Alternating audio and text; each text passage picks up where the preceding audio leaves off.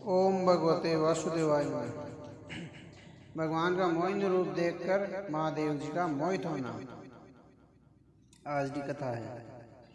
श्री सुखदेव जी ने कहा, परीक्षित, जब भगवान शंकर ने यह सुना कि श्री हरि ने मोहिनी रूप धारण कर असुरों को मोहित करके देवताओं को अमृत पान करा दिया है, तो वे सती के साथ बैल पर सवार हो सभी भूतगणों को अपने साथ लेकर वहां पहुंचे जहां भगवान निवास करते हैं।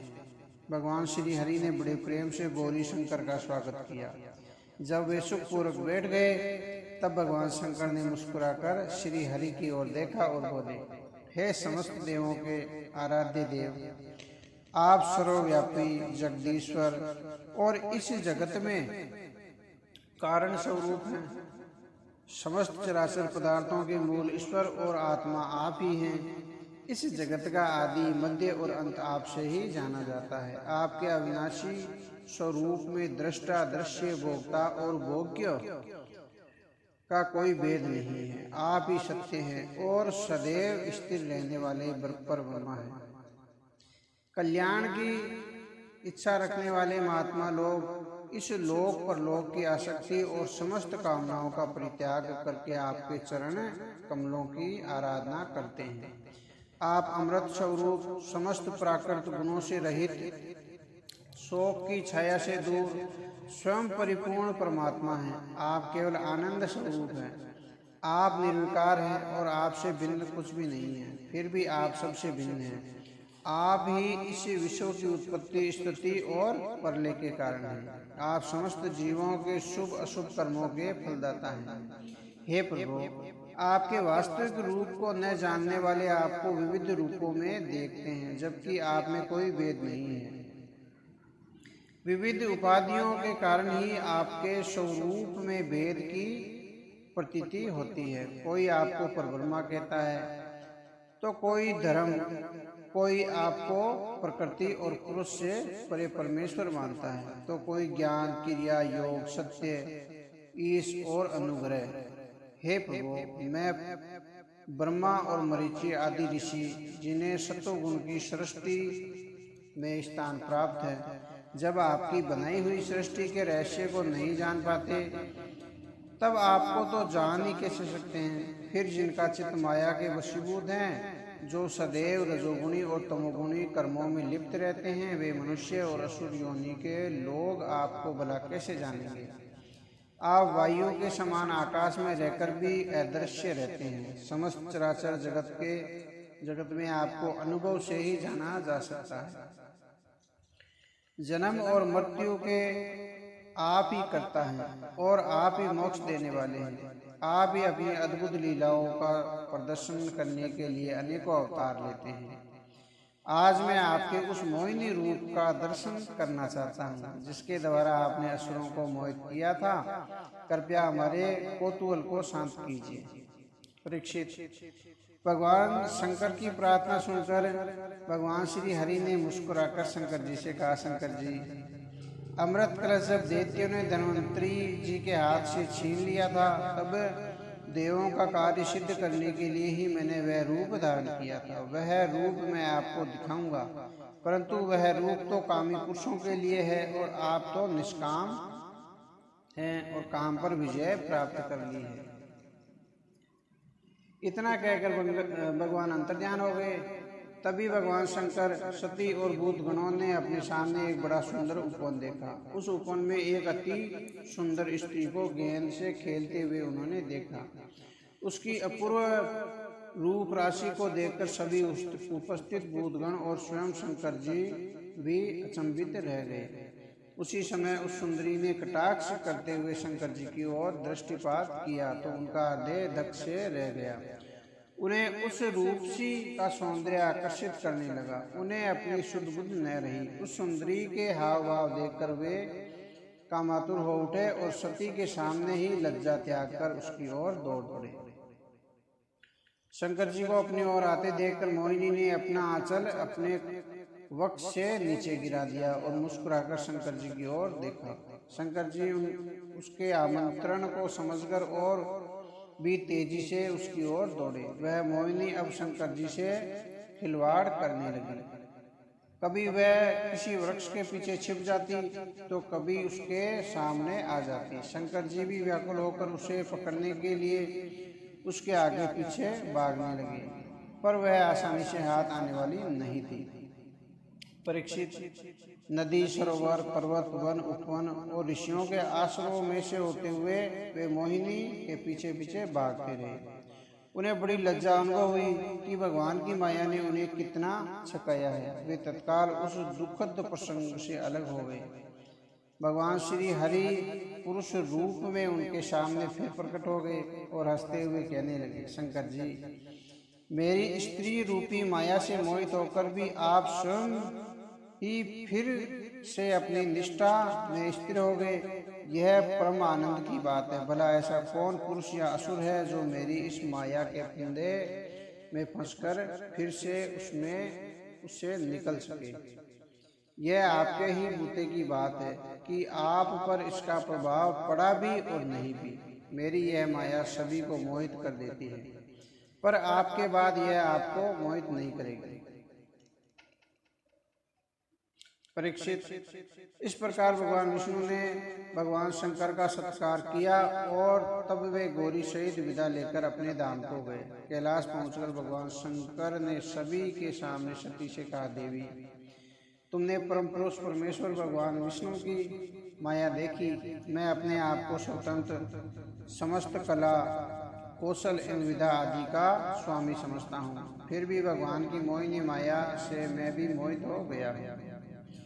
फिर दूसरे जीवों का तो कहना ही क्या, वे तो स्वतंत्र परतंत्र है, यानी पराये के हाथ है। तुमने मुझसे एक बार पूछा था कि मैं स्वतंत्र होते हुए भी किसकी पूजा करता हूँ। वे यही सनातन आदि पुरुष परमात्मा है। न तो काल ही उन्हें अपनी सीमा में बांध सकता है और न ही वेद उनका वर्णन कर सकते हैं। इनका वास्तविक स्वरूप अनंत अनिवर्चनीय है। प्रिय परीक्षित, मैंने तुम्हें श्री हरि की यह ऐश्वर्यपूर्ण लीला सुनाई। जो पुरुष बार बार इनका कीर्तन और श्रवण करता है उसे कभी असफलता प्राप्त नहीं हो सकती। भगवान श्री हरि का गुणगान करने से समस्त दुखों का निपटारा हो जाता है। दुष्ट पुरुषों को भगवान के श्री चरण कमलों की प्राप्ति कभी नहीं हो सकती। वे तो उसी के वश में होते हैं जो भक्ति भाव से उनकी आराधना करता है। इसलिए उन्होंने दुष्ट दैत्यों को मोहित करके अमृत पान करने से रोका था और अपने चरणों की सेवा करने वाले देवताओं को अमृत पान कराया था। जो भी इनके चरण कमलों की उपासना करता है, भगवान उनका कल्याण अवश्य करते हैं।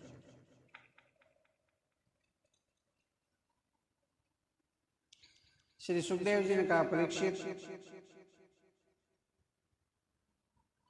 विवस्वान के यशस्वी पुत्र श्राद्ध देव 7वें मनु हैं। उनकी संतानों में 10 पुत्र हैं।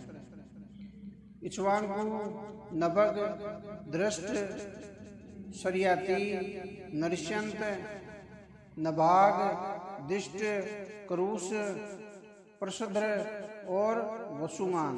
इन मनवंतर के आदि वसु, रुद्र, विश्वदेव, मरुदगण, अश्विनी कुमार और सबू देवताओं के प्रधान गण हैं और पुरंदर उनका इंद्र है। कश्यप, अत्रि, वशिष्ठ, विश्वामित्र, गौतम, जमदग्नि और भरद्वाज सप्तर्षि हैं। कश्यप जी की पत्नी अदिति के गर्भ से आदित्यों के छोटे भाई वामन के रूप में भगवान विष्णु ने अवतार लिया था। अब आगे आने वाले 7 मनवंतरों का वर्णन करता हूँ। 6ठे मनवंतर में बताया था कि भगवान विश्ववान यानी सूर्य की 2 पत्नियां थी, संज्ञा और छाया। ये दोनों ही विश्वकर्मा की पुत्रियां थी। कुछ लोग उनकी एक तीसरी पत्नी वडवा को भी मानते हैं। संज्ञा से यम, यमी और श्राद्ध देव हुए थे। छाया से सावरणी, शनेचर और तप्ती नामक कन्या जो सवर्ण की पत्नी बनी। कहते हैं कि संज्ञा ने ही वडवा का रूप धारण करके अश्विनी कुमारों को जन्म दिया था। 8वें मनु छाया के पुत्र सावर्णी हैं। उनके पुत्र निर्भीक, विशेषक आदि हैं। सुतपा, विरज और अमृतप्रद नाम के देवगण हैं। विरोचन के पुत्र बलि इन देवताओं के इंद्र हैं। विष्णु भगवान ने वामन अवतार में इन्हीं बलि से 3 पग भूमि मांगी थी और पूरी त्रिलोकी को नाप लिया था। भगवान ने प्रसन्न होकर बलि को सूतल का राज्य दिया था। वे इंद्र के समान वहां विराजमान हुए थे। 8वें मनवंतर में गावल, दीप्तिमान, परशुराम, अश्वत्थामा, कृपाचार्य, सरस्य श्रृंग और व्यास जी सप्तऋषि हैं। इस समय ये लोग योग बल से अपने आश्रमों में रहते हैं। देवगोमा की पत्नी देवी सरस्वती के गर्भ से सार्वभौम नामक भगवान अवतार लेंगे। ये ही प्रभु पुरंदर इंद्र से स्वर्ग का राज्य छीनकर राजा बलि को देंगे। परीक्षित, वरुण जी के पुत्र दक्ष, सावर्णी 9 मनु होंगे। भूत केतु, दीप्त केतु आदि उनके पुत्र होंगे। पार और मरीचि, गर्भ आदि देवताओं के गण होंगे और अद्भुत नाम के इंद्र होंगे। दूतिमान आदि सप्तऋषि होंगे। आयुष्मान की पत्नी अंबुधारा के गर्भ से कश्यप के रूप में भगवान का कलावतार होगा। इंद्र उन्हीं की दी गई त्रिलोकी का उपभोग करेंगे। 10वें मनु उपश्लोक के पुत्र ब्रह्मा सावर्णी होंगे। वे समस्त सद्गुण संपन्न होंगे। भूरिसेन आदि उनके पुत्र होंगे। विश्वमान, सुकृति, सत्य, जय, मूर्ति आदि सप्तऋषि होंगे। सुवासन और विरुद्ध आदि देवताओं के गण होंगे और शंभु इंद्र होंगे।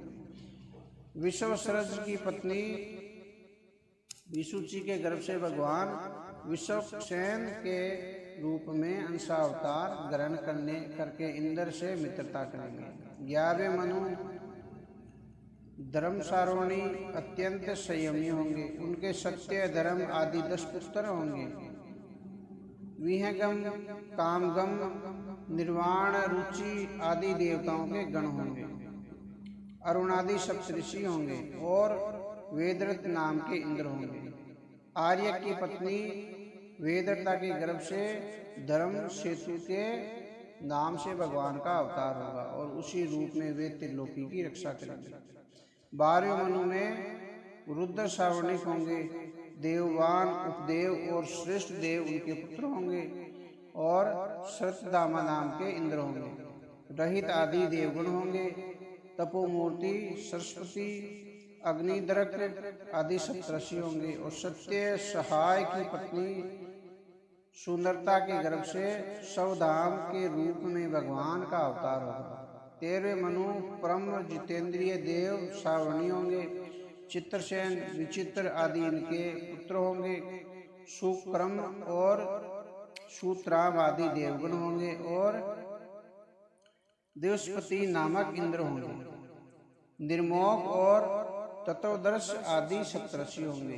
देवहोत्र की पत्नी बृहति के गर्भ से योगेश्वर के रूप में भगवान का अवतार होगा। परीक्षित, 14वें मनु इंद्र सावर्णी होंगे। उरु, गंभीर, बुद्धि आदि उनके पुत्र होंगे। पवित्र, चाक्षु आदि देवगुण होंगे और सूची नाम का इंद्र होगा। अग्नि, बाहु, सूची, शुद्ध और मागध आदि सप्तऋषि होंगे। सत्रायण की पत्नी विताना के गर्भ से बृहद भानु के रूप में भगवान अवतार लेंगे।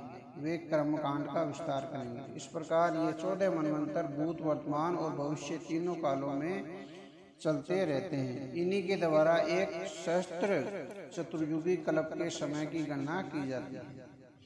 अब मैं इन मनुओं के पृथक पृथक कर्मों के बारे में तुम्हें बताऊंगा। ध्यानपूर्वक श्रवण करना। श्री सुखदेव जी ने कहा, परीक्षित, मनु यानी मनुपुत्रों, सप्तऋषियों और देवताओं की नियुक्ति स्वयं भगवान करते हैं। भगवान के जिन अवतारों का मैंने वर्णन किया है उन्हीं की प्रेरणा से मनु आदि विश्व व्यवस्था का संचालन करते हैं। चतुर्युगों के समाप्त होने पर जब प्रलय होती है, जब सप्तऋषिगण अपनी तपस्या से पुण्य भगवान का साक्षात करते हैं। सनातन धर्म की रक्षा का आधार वेदों की श्रुतियां हैं। भगवान की प्रेरणा से सभी मनु अपने अपने मनवंतरों में इन श्रुतियों के प्रचार से धर्म का अनुष्ठान करते हैं। राजन, मनु पुत्र मनवंतर काल में प्रजा पालन और धर्म पालन का कार्य करते हैं। पंच महायज्ञों के द्वारा उस काल के देवता यज्ञ का भाग स्वीकार करते हैं। इंद्र का कार्य प्रजा पालन और भगवान द्वारा दी गई विपुल संपत्ति का उपयोग करना है। पृथ्वी पर वर्षा करने का अधिकार भी उसी का है। भगवान प्रत्येक युग में सनकादि ऋषियों का रूप धारण करके ज्ञान का प्रसार करते हैं। याज्ञवल्क्य आदि ऋषियों का रूप धारण करके कर्म का प्रचार करते हैं और दत्तात्रेय योगियों के द्वारा योग का उपदेश देते हैं। मरीचि आदि प्रजापतियों के रूप में सृष्टि का विस्तार करते हैं। सम्राट के रूप में चोरों और लुटेरों का वध करते हैं और शीत उष्णता आदि विभिन्न गुणों को धारण करके काल रूप से सबका संहार करते हैं। राजन, नाम और रूप की माया के कारण प्राणियों की बुद्धि भ्रष्ट हो भ्रमित हो जाती है, इसलिए वे अनेक प्रकार के दृश्य शास्त्रों के द्वारा भगवान की महिमा का बखान करते हैं। फिर भी वे भगवान के वास्तविक रूप को नहीं जान पाते। वे मात्र उनके विषय में अनुमान ही लगाते रहते हैं। महाकल्प और अवान्तर कल्प का परिमाण इसी प्रकार का होता है। सभी विद्वानों ने प्रत्येक अवान्तर कल्प ने 14 मनवंतर ही बताए। राजा परीक्षित ने पूछा, मुनिवर, श्री हरि तो सबके स्वामी हैं, फिर उन्होंने दीनहीन और भांति राजा बलि से 3 पग भूमि क्यों मांगी? बलि से सब कुछ मिल जाने पर भी उन्होंने उसे क्यों बांधा? कृपया वह वृतांत सुनाने की कृपा करें, हमारे मन में उसे सुनने की बड़ी जिज्ञासा है। श्री सुखदेव जी ने कहा, राजन, जब इंद्र ने दैत्यराज बलि को पराजित करके उसकी सारी संपदा छीन ली और उसके प्राण भी ले लिए, तब भृगुनंदन शुक्राचार्य ने अपनी संजीवनी विद्या से उसे फिर से जीवित कर दिया। इससे प्रसन्न होकर राजा बलि ने अपना सर्वस्व गुरु शुक्राचार्य के चरणों में अर्पित कर दिया और तन मन से उनकी सेवा करने लगे। इससे भृगुवंशी ब्राह्मण उन पर बहुत प्रसन्न हुए। उन्होंने फिर से बलि का राज्य अभिषेक किया और उससे स्वर्ग का विजय प्राप्त कराने वाला विश्वजीत यज्ञ कराया। यज्ञ की विधियों द्वारा जब हविष्यान से अग्निदेव को आहुति दी गई, तब यज्ञ कुंड में से सोने की चादर से मढ़ा हुआ एक बड़ा ही सुंदर रथ निकला। फिर इंद्र के जैसे घोड़े, सिंह के चिन्ह से युक्त ध्वजा निकली, साथ ही एक दिव्य स्वर्ण धनुष, 2 अक्षय तर्कस और दिव्य कवच प्रकट हुआ। राजा बलि के दादा प्रहलाद ने उसे एक कभी न मुरझाने वाली माला दी। इसके साथ ही दैत्यों के गुरु शुक्राचार्य ने उसे एक दिव्य शंख दिया। ब्राह्मणों की कृपा से इस प्रकार युद्ध की दिव्य सामग्री प्राप्त करके राजा बलि ने ब्राह्मणों और अपने गुरुदेव शुक्राचार्य जी को प्रदीक्षा की और उनसे आशीर्वाद प्राप्त करके वह शुद्ध के लिए रथ पर सवार हो गया। रथ पर सवार होकर राजा बलि अत्यधिक शोभायमान हो रहा था। दैत्य सेनापति अपनी अपनी सेना लेकर उसके पीछे आ खड़े हुए। वे सभी युद्ध के लिए अत्यधिक उत्साहित हो रहे थे। राजा बलि ने सभी दैत्यों को उत्साहित करते हुए ऐश्वर्य से परिपूर्ण इंद्र की नगरी अमरावती पर चढ़ाई की। स्वयं विश्वकर्मा ने इस अद्भुत और सुंदर नगरी का बहुत ही भव्य रूप से निर्माण किया। यह स्वर्ग कहलाती थी। गंधर्वों और सुंदर अप्सराओं तथा भव्य महलों के साथ साथ सुंदर उपवनों व सरोवरों से यह नगरी अत्यधिक शोभायमान होती थी। इस नगरी में असत्य, अधर्म, दुष्टता, हिंसा, छल कपट, कामुकता, लोभ आदि का नाम तक नहीं था। दोषी लोगों का यहाँ निवेश यानी प्रवेश पूर्ण रूप से वर्जित था। राजा बलि के आक्रमण का समाचार सुनकर इंद्र घबरा गया। उसे यह आशा कतई नहीं थी कि बलि इतनी जल्दी अपनी शक्ति को बढ़ाकर उस पर आक्रमण करेगा। उसने देवताओं के गुरु बृहस्पति जी से राजा बलि से सामना करने का उपाय पूछा। बृहस्पति जी ने कहा, इंद्र, ब्रह्मावादी भृगुवंशियों ने अपने शिष्य बलि को महान तेजस्विता से अलंकृत किया है। जैसे काल के समान कोई प्राणी नहीं ठहर सकता, यानी काल के सामने कोई नहीं ठहर सकता, उसी प्रकार मात्र भगवान श्री हरि को छोड़कर तुम्हारे जैसा कोई भी वीर उसके सामने नहीं ठहर पाएगा। इसलिए तुम स्वर्ग को छोड़कर कहीं छिप जाओ और समय की प्रतीक्षा करो। जब शत्रु का भाग्य पलटेगा तभी तुम फिर से स्वर्ग पा सकोगे। इस समय ब्राह्मणों की शक्ति अत्यंत प्रबल है। जो ब्राह्मणों का तिरस्कार करेगा उसका सर्वनाश हो जाएगा। राजन, आचार्य बृहस्पति देवताओं के समस्त स्वार्थ और परमार्थ के ज्ञाता थे। उन्होंने जब देवताओं को ऐसी सलाह दी तो वे लोग रूप बदलकर स्वर्ग छोड़ चले गए। इस प्रकार देवताओं के स्वर्ग छोड़कर छिप जाने पर विरोचन पुत्र राजा बलि ने अमरावती पर अपना अधिकार कर लिया। उसके बाद उसने तीनों लोकों पर विजय प्राप्त कर ली। जब बलि विश्व विजयी हो गया तो भृगुवंशियों ने उससे 100 अश्वमेध यज्ञ कराए। उन यज्ञों के प्रभाव से राजा बलि का यश चंद्रमा के समान सभी दिशाओं में फैल गया। ब्राह्मणों की कृपा से प्राप्त राज्य लक्ष्मी का उपभोग वह राजा बड़ी उदारता के साथ करने लगा और खुले दिल से दान दक्षिणा देने लगा। इससे वह दानवीर राजा बलि के नाम से लोकप्रिय हो गया। श्री सुखदेव जी ने कहा, परीक्षित, उधर देवताओं के इस प्रकार मोह छिपाकर छिप जाने से देवताओं की माता अदिति को बड़ा दुख हुआ। वे उदार रहने लगी, किंतु जब अपनी समाधि पूरी करके उसके पति ऋषि कश्यप जी उसके पास आए और उनसे उदासी का कारण पूछा।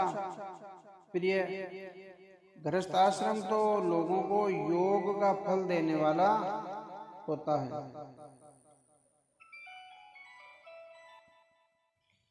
इस आश्रम में रहकर धर्म, अर्थ और काम के सेवन से किसी प्रकार का विघ्न नहीं पड़ता। गृहस्थ व्यक्ति के कर्मकांड भी उचित रीति से होते हैं, परंतु मैं देख रहा हूँ कि तुम उदास हो। तुम्हारी उदासी का क्या कारण है? क्या तुमसे अतिथि सम्मान में कोई त्रुटि हुई है? क्या मेरे यहाँ न रहने के कारण तुम उदास हो? ब्राह्मण और अग्नि गृहस्थ जीवन के आधार हैं। क्या उससे उनका कोई अहित हुआ है? क्या तुम्हारी संतान पर कोई आपत्ति आ पड़ी है? क्या बात है, मुझे बताओ। अदिति ने कहा, स्वामी, ब्राह्मण, गो, धर्म और आपकी यह दासी सभी कुशल है। यह गृहस्थ आश्रम अर्थ, धर्म और काम की साधना में परम सहायक है। आपके निरंतर स्मरण से और कल्याण कामना से अग्नि अतिथि सेवक भिक्षुक और किसी भी याचक का तिरस्कार मेरे द्वारा नहीं हुआ है। आपके रहते मेरे मन की ऐसी कौन सी कामना है जो पूरी नहीं होती? हे आर्यपुत्र, समस्त प्रजा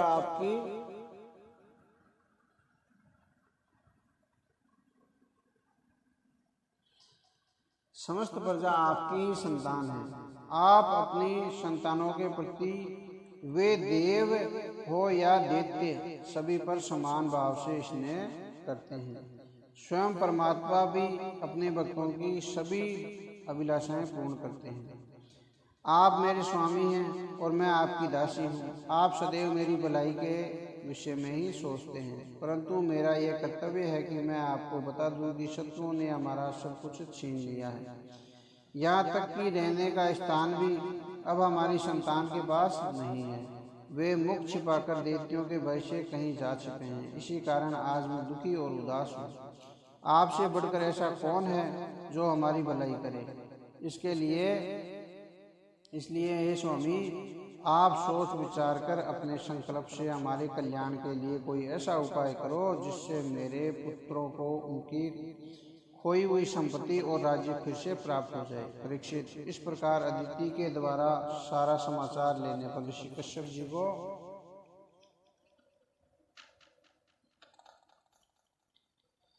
बड़ी हैरानी हुई। उन्होंने अदिति से सभी प्राणियों के हृदय में निवास करने वाले परमात्मा की आराधना करने के लिए कहा। उन्होंने अदिति को सतावना दी कि वे दीन दयालु हैं, वे अवश्य ही तुम्हारी मनोकामना पूर्ण करेंगे। अदिति ने पूछा, भगवान, मैं जगदीश्वर भगवान की आराधना किस प्रकार करूं जिससे श्री हरि प्रसन्न होकर मेरे पुत्रों का दुख दूर करें? कश्यप जी ने कहा, देवी, ब्रह्मा जी ने भगवान को प्रसन्न करने वाला जो व्रत मुझे बताया था उसे मैं तुम्हें बताता हूँ। उसे पयोव्रत कहते हैं। पयोव्रत की विधि है, फाल्गुन मास में शुक्ल पक्ष में 12 दिन तक केवल दूध पीकर भगवान की पूजा करनी चाहिए। अमावस्या के दिन यदि मिल सके तो सूअर की खोदी हुई मिट्टी से अपने शरीर को मलकर नदी में स्नान करें। उस समय मन ही मन यह प्रार्थना करनी चाहिए कि हे वाराह भगवान, आपने प्राणियों को रहने का स्थान देने के लिए सरातल से पृथ्वी का उद्धार किया था। मैं आपको नमन करती हूँ।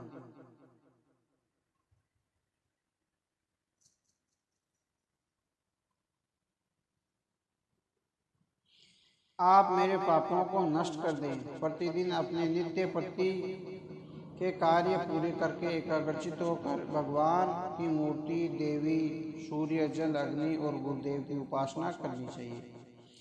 भगवान से कहो कि प्रभु, आप सर्वशक्तिमान हैं, अंतर्यामी और पूजनीय हैं। समस्त प्राणी आप में और आप सभी प्राणियों में निवास करते हैं, इसलिए आपको वासुदेव कहा जाता है।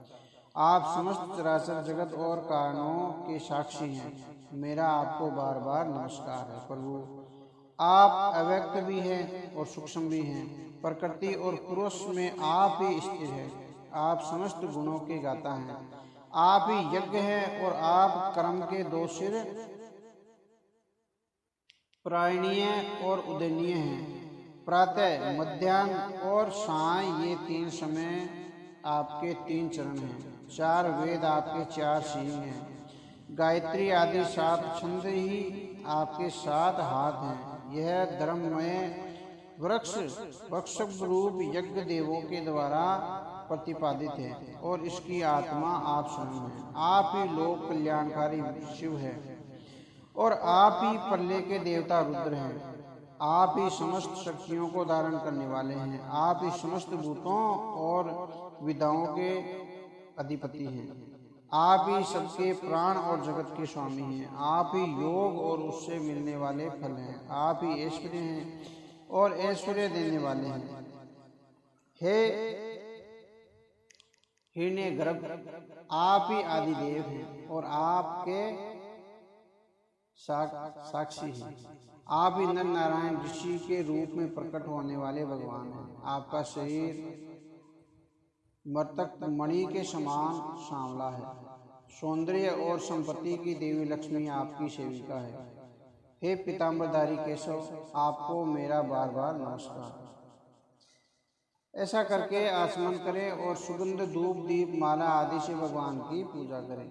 उनकी मूर्ति को दूध से स्नान करा कर स्वच्छ वस्त्र पहनाएं और आभूषणों से उनका श्रृंगार करें। दूध में पकाए हुए गुड़ और चावल का नैवेद्य लगाएं और पूजा के बाद उसे भक्तों में बांट दें। सोम भी ग्रहण करें। 108 बार द्वादश मंत्र का जाप करके विभिन्न स्तुतियों से भगवान के गुणों को गाएं। दंडवत प्रणाम करके 2 ब्राह्मणों को यथोचित रूप से खीर आदि के साथ भोजन कराएं।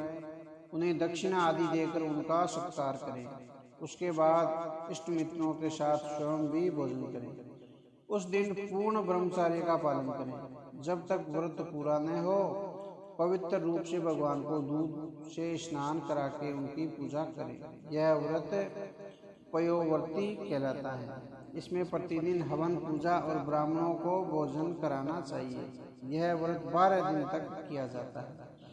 इस व्रत के मध्य में ब्रह्मचर्य का पालन, पृथ्वी पर शयन, तीनों समय स्नान, सत्य का पालन, पापियों और पाप कर्मों से दूरी, सभी प्रकार के भोगों का त्याग, अहिंसा का पालन और भगवान की आराधना नियमित रूप से करनी चाहिए। फागुन शुक्ल प्रतिपदा से त्रयोदशी तक इसे करना चाहिए। त्रयोदशी के दिन विधि जानने वाले ब्राह्मणों के द्वारा शास्त्रोक्त विधि से भगवान विष्णु को पंचामृत स्नान कराना चाहिए। उस दिन धन का संकोच छोड़कर भगवान की यथाशक्ति पूजा करनी चाहिए। दूध की खीर बनाकर भगवान को अर्पित करनी चाहिए और ब्राह्मणों को यथाशक्ति दान दक्षिणा देकर उन्हें संतुष्ट करना चाहिए। जो दीनजन ऐसे अवसरों पर आ जाएं, उन्हें भी अन्नादि से संतुष्ट कराना चाहिए, भोजन कराना चाहिए। सभी को खिला पिलाकर सबसे बाद में स्वयं भोजन करें। फिर यह भगवान की श्रेष्ठ आराधना है। इसके करने से भगवान श्री हरि निश्चित रूप से प्रसन्न होते हैं और मनोकामनाएं पूर्ण करते हैं। तुम इस व्रत का अनुष्ठान करो, भगवान तुम्हारी सहायता को अवश्य आगे आएंगे। इस व्रत को सर्वयज्ञ और सर्वव्रत भी कहते हैं। यह समस्त तपस्याओं का सार है और मुख्य दान है। श्री सुखदेव जी ने कहा, परीक्षित, अपने पति ऋषि कश्यप के कथनानुसार अदिति ने 12 दिन तक यह पयोव्रत का पालन किया। उन्होंने अपनी इंद्रियों और मन को वश में करके भगवान श्री हरि का निरंतर ध्यान किया। एक प्रकार से उन्होंने भगवान के दिव्य स्वरूप में अपने आप को लीन करके निरंतर उनकी उपासना की। तब एक दिन भगवान ने उन्हें साक्षात दर्शन दिए। वे पीताम्बर धारण किए हुए थे, उनकी 4 भुजाएं थी और उनमें शंख, चक्र, गदा और पद्म थे। परीक्षित, अपने सामने भगवान को साक्षात देखकर अदिति ने सादर उन्हें नमन किया और भगवान की स्तुति की। उसका सारा शरीर पुलकित था। वह बोली, हे प्रभु, आप यज्ञ के स्वामी हैं और यज्ञ भी आप स्वयं ही हैं। समस्त जीव आपके ही चरण कमलों का सहारा लेकर इस भवसागर से पार उतरते हैं। आपकी लीलाओं का गान करने से इस लोक का कल्याण होता है। हे आदि पुरुष, जो आपकी शरण आता है, आप उसकी सारी विपत्तियों का नाश कर देते हैं। हे दीन बंधु, आप हमारा भी कल्याण कीजिए। मैं आपको नमस्कार करती हूँ। आप प्रसन्न हो और शत्रुओं पर विजय प्राप्त करने में हमारे सहायक हैं। राजन, जब अदिति ने भगवान की इस प्रकार स्तुति की तो भगवान ने उनसे कहा, देवताओं की जननी, हे अदिति, तुम्हारी चिरकालीन अभिलाषा को मैं जानता हूँ। शत्रुओं ने तुम्हारी पुत्र संपदा को छीन लिया है और उन्हें स्वर्ग से भगा दिया है। अब तुम चाहती हो कि युद्ध में तुम्हारे पुत्र उन मतवाले असुरों को जीतकर फिर से अपनी संपत्ति प्राप्त करें। तुम्हारी यह भी इच्छा है कि इंद्रादि तुम्हारे पुत्र जब उन असुरों को मार डाले तब उनकी स्त्रियों को तुम रोते हुए देख सको। तुम चाहती हो कि तुम्हारे पुत्र फिर शक्ति और संपत्ति संपन्न बन जाएं और समृद्ध हो जाएं और यश प्राप्त करें। स्वर्ग पर फिर से उनका अधिकार हो जाए, परंतु इस समय उन पर विजयश्री प्राप्त करना बड़ा कठिन है, क्योंकि प्रारब्ध और ब्राह्मण उनके अनुकूल हैं। इस समय यदि उनसे युद्ध किया गया तो उससे सुख और सफलता मिलने की आशा कम है। फिर भी तुम्हारे इस अनुष्ठान से मैं प्रसन्न हूँ। मुझे कोई न कोई उपाय करना ही पड़ेगा। मेरी जो उपासना करता है उसकी उपासना कभी भी व्यर्थ नहीं जाती। तुमने विधि पूर्वक पयोव्रत से मेरी पूजा की है, अतः मैं अंश रूप से महर्षि कश्यप के द्वारा तुम्हारे गर्भ में प्रवेश करूंगा और संतान बनकर तुम्हारी संतान की रक्षा करूंगा। यह बात किसी को भी न बताना। देवताओं का रहस्य जितना गुप्त रहता है उतना ही सफल होता है। परीक्षित, ऐसा कहकर भगवान अंतर्ध्यान हो गए। उस समय अदिति यह जानकर बड़ी प्रसन्न हुई कि भगवान स्वयं उनके गर्भ से जन्म लेंगे। वह बड़े प्रेम से अपने पति की सेवा करने लगी। उचित समय आने पर अदिति ने गर्भ धारण किया। तब ब्रह्मा जी को भी योग बल से पता चल गया कि भगवान अदिति के गर्भ से जन्म लेंगे। ब्रह्मा जी ने प्रभु की स्तुति में कहा, हे समग्र कीर्ति के आश्रयदाता भगवान, आपकी जय हो। आप अनंत शक्तियों के अधिष्ठा है, आपको मैं नमस्कार करता हूँ। हे प्रभु,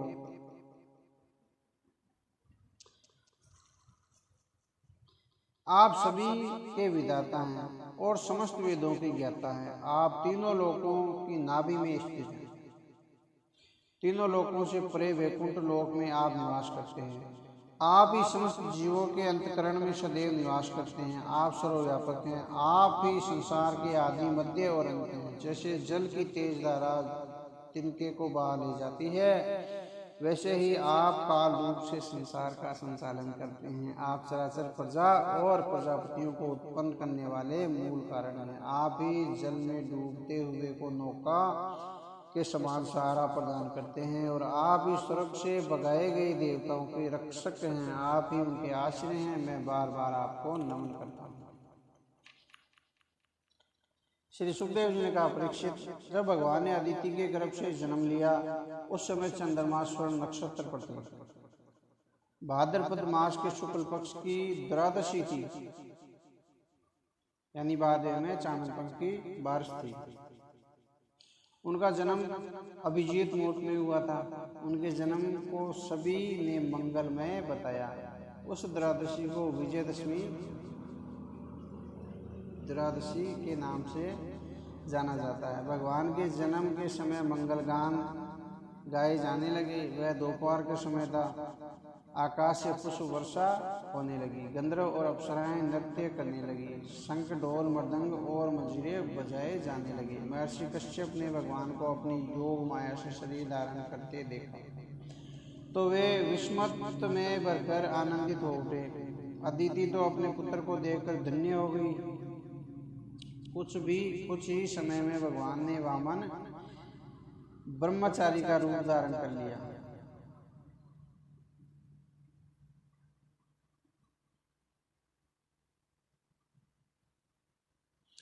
उनके उस अद्भुत रूप को देखकर सभी उनकी जय जयकार कर उठे।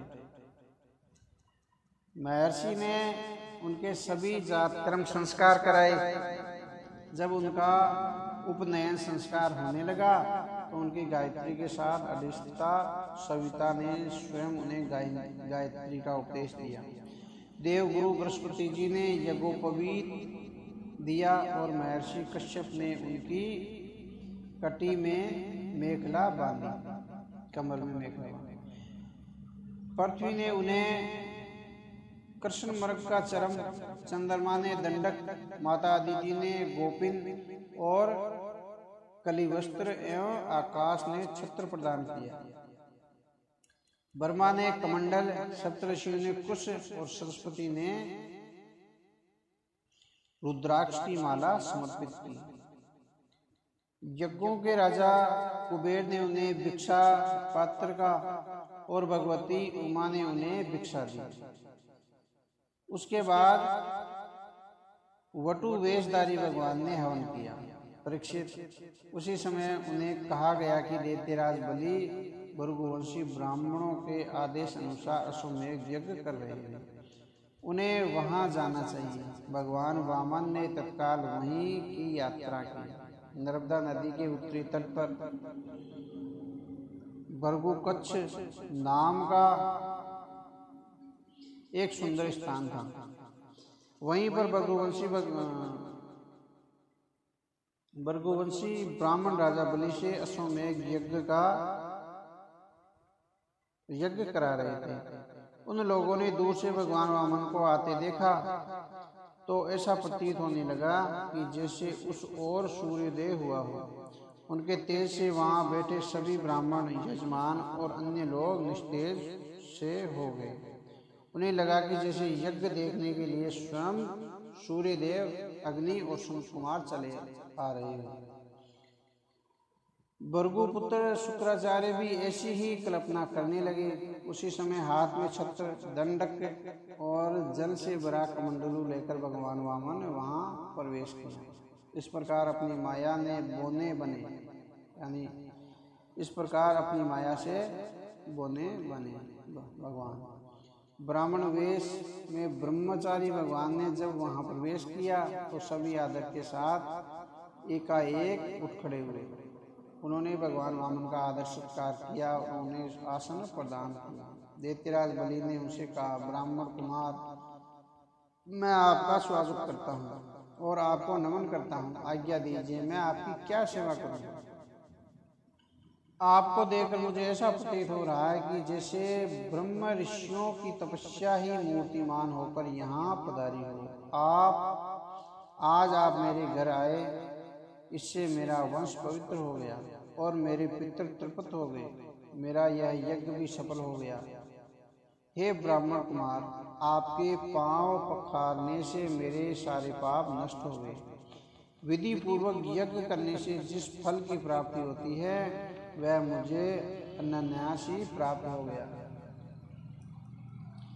मुझे आज ऐसा प्रतीत हो रहा है कि आप किसी इच्छा से ही यहाँ पधारे हैं। आप जो चाहते हो वह मैं आपको दूंगा। गाय, सोना, चांदी, सुसज्जित घर, पवित्र अन्न, पीने का जल, सोमरस, विवाह हेतु कुंवारी कन्या, संपत्तियों से भरे गांव, घोड़े, हाथी, रथ, जो कुछ भी आप चाहते हो मांग लीजिए। मैं आपको बिना किसी हिचकिचाहट के वह सब दूंगा जिसकी आपको इच्छा है। मांगने पर मैं अपने वचन से पीछे नहीं हटूंगा। आप चाहे तो तीनों लोगों की संपदा भी मांगे तो भी मैं आपको दे दूंगा। श्री सुखदेव जी ने कहा, परीक्षित,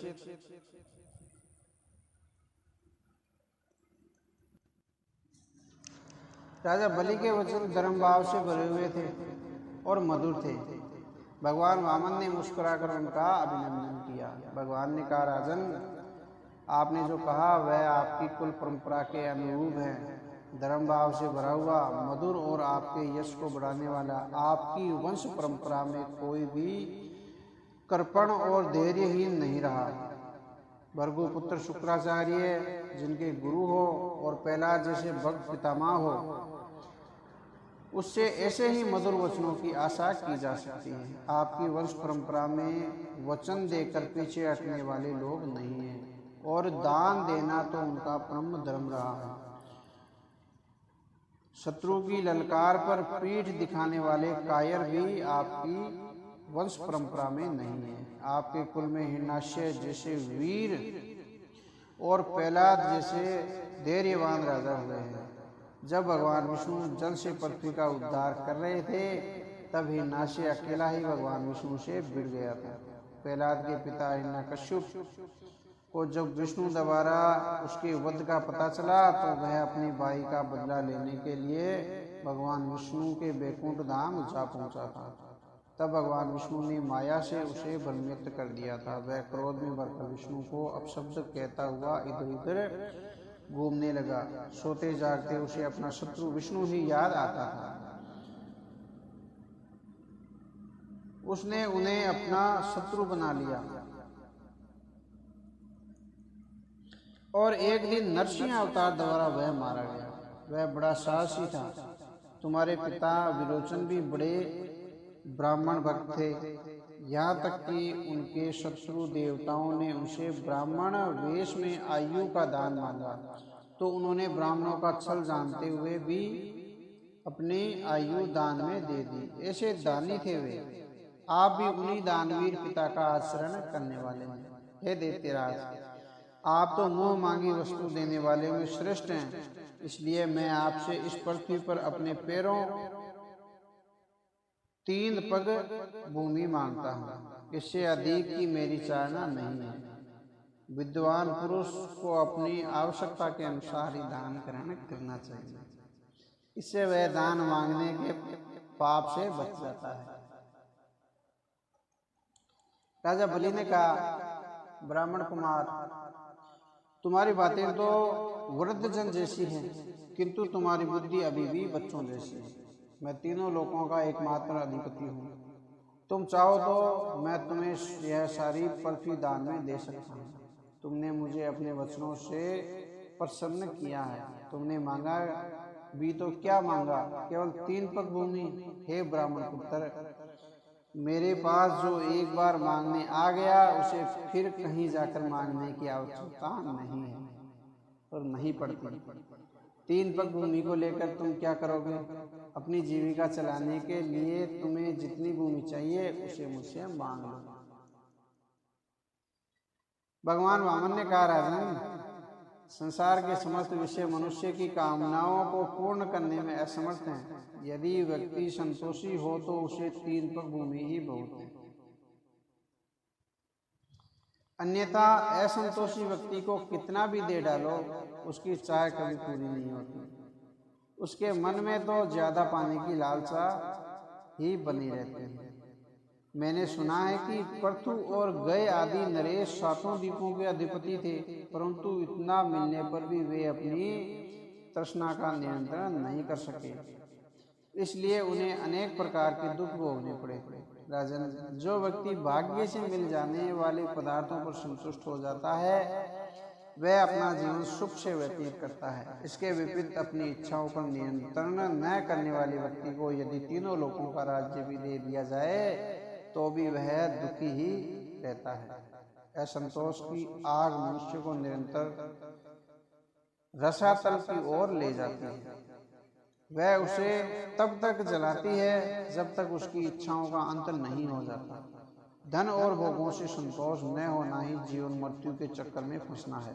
भाग्य से जो मिल जाए उस पर सब्र करने वाला व्यक्ति ही मुक्ति को प्राप्त करने वाला होता है। जो ब्राह्मण स्वयं के द्वारा उपार्जित वस्तुओं से संतुष्ट रहता है उसके तेज में वृद्धि होती है। इसके विपरीत जो संतुष्ट नहीं रहता वह नष्ट हो जाता है। दैत्यराज, मेरे लिए 3 पग भूमि ही काफी।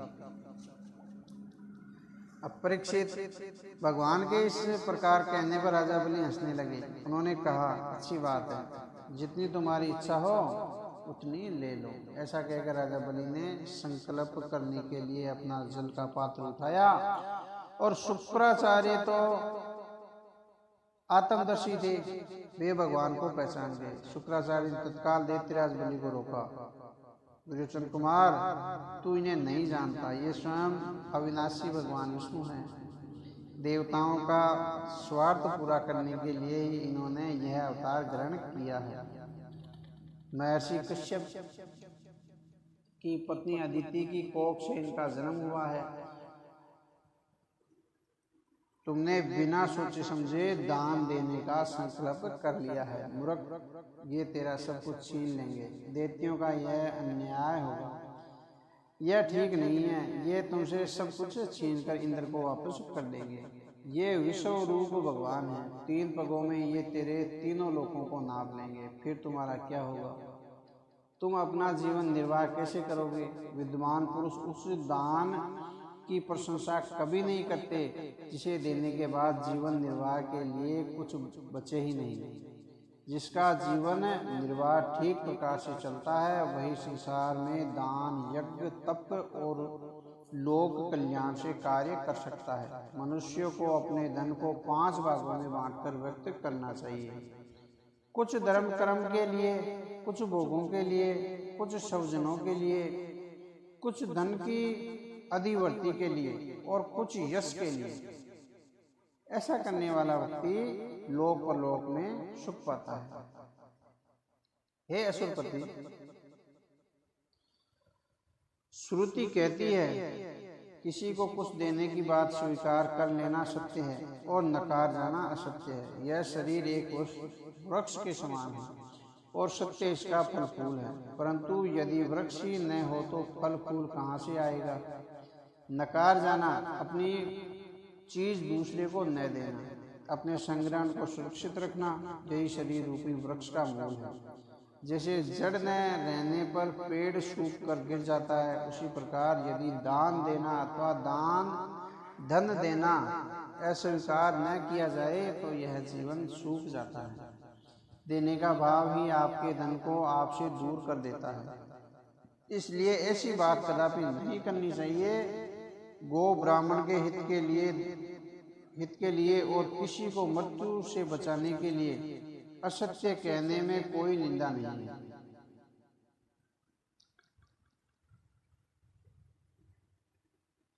अतः इस दान को देने में अपनी असमर्थता प्रकट कर दो, यानी मैं नहीं दे सकता।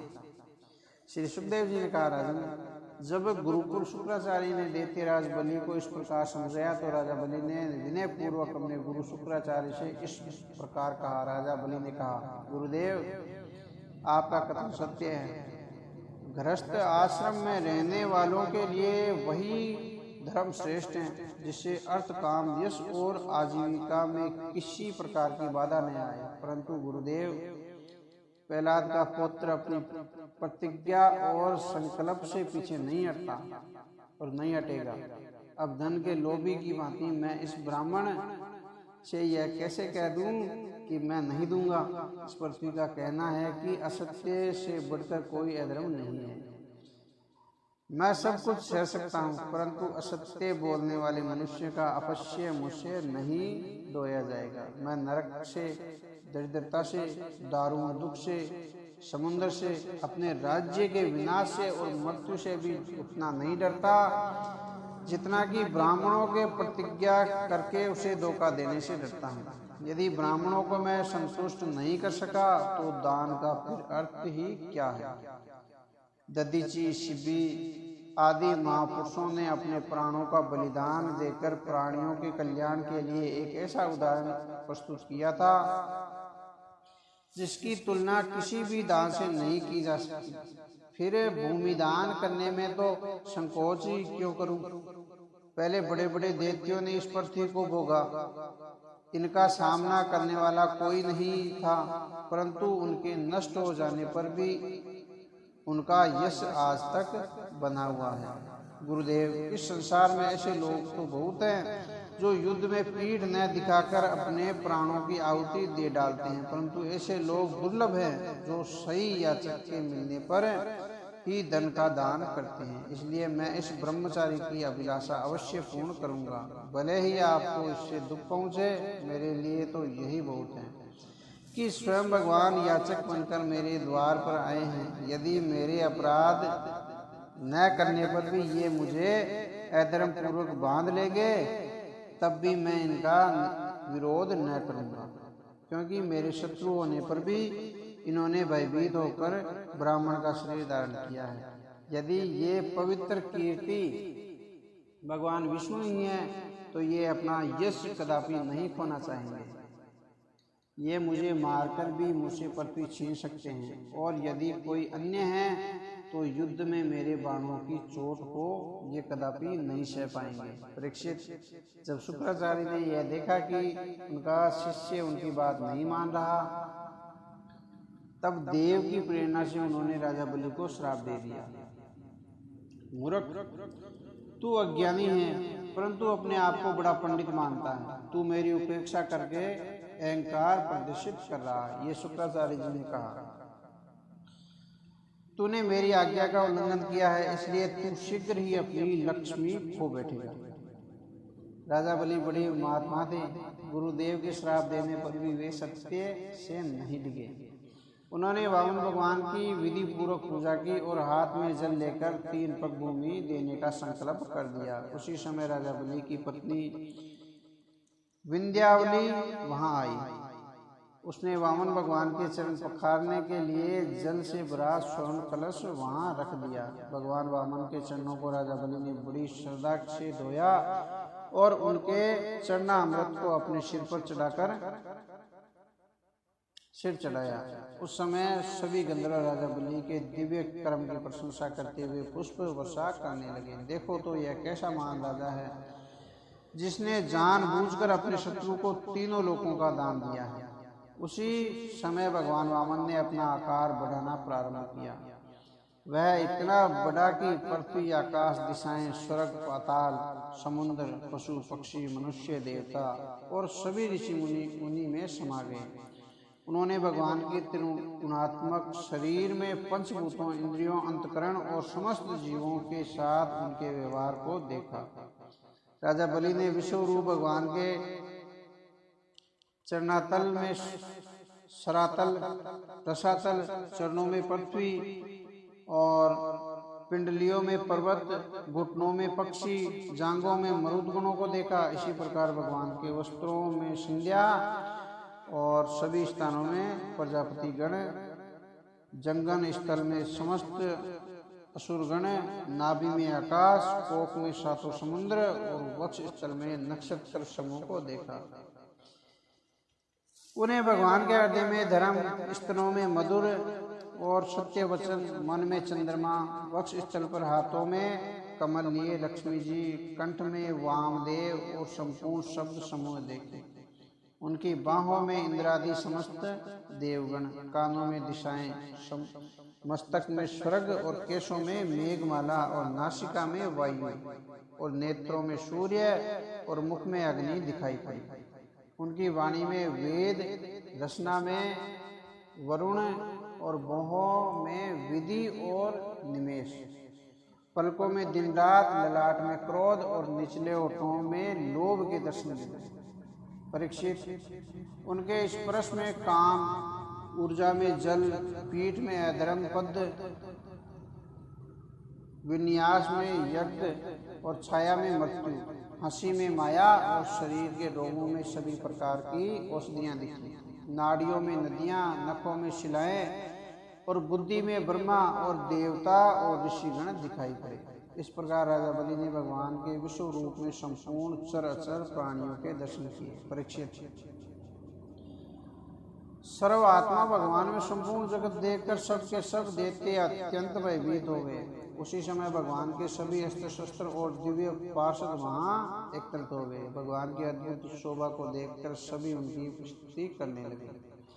उन्होंने अपने पग में उन्होंने एक पग से ही बलि की सारी पृथ्वी नाप ली। शरीर से आकाश और भुजाओं से सभी दिशाएं घेर ली। दूसरे पग में उन्होंने स्वर्ग को नाप लिया। अब तीसरा पग रखने के लिए उन्होंने इधर उधर देखा तो उन्हें राजा बलि की कोई चीज दिखाई नहीं दी। भगवान का उठा हुआ वह पग ही ऊपर की ओर आता हुआ महर लोक, जनलोक और तपलोक से भी ऊपर सत्यलोक तक पहुंच गया। श्री सुखदेव जी ने कहा, परीक्षित, भगवान के चरण कमलों के सत्यलोक में पहुंच जाने से उनके नाखूनों की छटा के सामने सत्यलोक की आभा फीकी पड़ गई। स्वयं ब्रह्मा जी भी उनके प्रकाश में नहा गए। सभी बड़े बड़े ऋषियों ने उनकी अगवानी की और वंदना की। स्वयं ब्रह्मा जी ने उस चरण कमल की पूजा की और भक्ति भाव से स्तुति की। ब्रह्मा जी के कमंडल का वह जल जिसमें ब्रह्मा ने भगवान के चरणों को पखारा गंगा जल बन गया।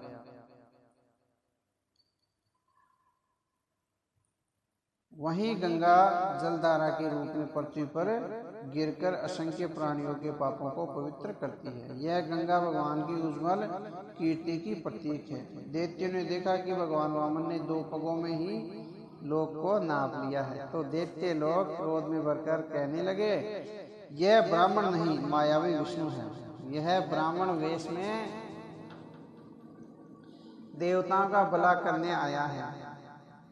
इसने हमारा सर्वस्व छल द्वारा हड़प लिया है, यानी हमारा राज्य हड़प लिया है। हमारे स्वामी तो सत्यनिष्ठ हैं, वे तो इससे कुछ कहेंगे नहीं। वे ब्राह्मणों के बड़े भक्त हैं, उनके हृदय में दया भी बहुत है, वे झूठ भी नहीं बोल सकते। ऐसी स्थिति में हमें ही आगे आकर इस छलिए विष्णु को मार डालना चाहिए। इससे हमारे राजा बलि की सेवा भी हो जाएगी। ऐसा सोचकर राजा बलि के अनुचर असुरों ने अपने अपने हथियार उठा लिए और राजा बलि की इच्छा के विरुद्ध भगवान पर टूट पड़े। जब विष्णु भगवान के पार्षदों ने उन्हें आक्रमण की नियति से आगे बढ़ते देखा तो उन्होंने भी अपने अस्त्र शस्त्र उठा लिए और आगे बढ़कर उन्हें रोक दिया। वे असुरों की सेना का संहार करने लगे। जब राजा बलि ने उन्हें लड़ते देखा तो आगे बढ़कर उन्हें रोका। उन्होंने असुरों को फटकारते हुए कहा, भाइयों लड़ो मत, मेरी ओर देखो और वापस लौट आओ। यह समय इस कार्य के लिए अनुकूल नहीं है। जो काल समस्त प्राणियों को सुख और दुख देने की सामर्थ्य रखता है उसे दबाने की सामर्थ्य किसी में नहीं है। जो काल भगवान हमारी उन्नति के कारण थे अब वे ही देवताओं की उन्नति कर रहे हैं। काल पर विजय प्राप्त करना असंभव है। इस समय काल तुम्हारे विपरीत हैं, इसलिए भगवान के पार्षद तुम्हें मारने में सफल हो रहे हैं। अनुकूल समय आने तक तुम्हें प्रतीक्षा करनी चाहिए। परीक्षित अपने स्वामी की बात सुनकर दैत्य सेनापति रसातल में चले गए। उनके जाने के बाद भगवान के संकेत पर पक्षीराज ध्रुव ने वरुण पास से राजा बलि को बांध लिया। उस दिन अश्वमेध यज्ञ में सोमपान होने वाला था। जब सर्वशक्तिमान भगवान विष्णु ने राजा बलि को बंधवा लिया,